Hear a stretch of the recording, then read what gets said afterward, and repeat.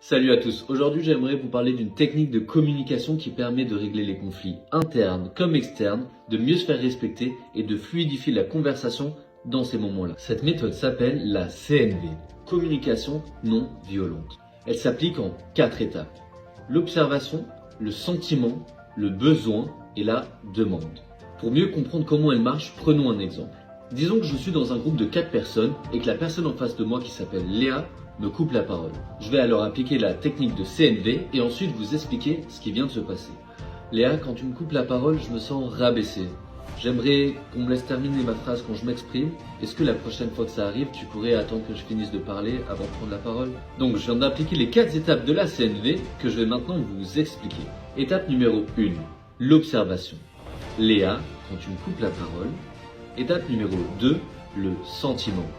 Léa, quand tu me coupes la parole, je me sens rabaissé. Cette étape est très importante parce qu'on ne porte aucune accusation. On dit « je me sens rabaissé ».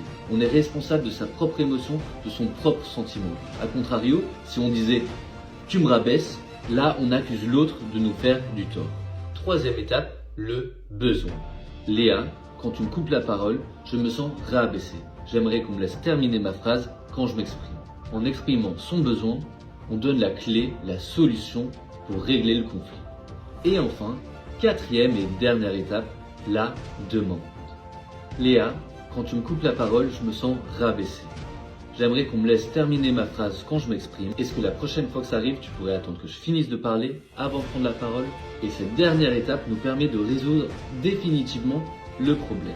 Bref, j'espère que cette vidéo vous aura plu. Pour ceux qui veulent aller plus loin, je vous conseille ce livre et ça vous permettra de comprendre à quel point et sur quoi vous pouvez utiliser cette méthode qui s'applique dans pratiquement tout.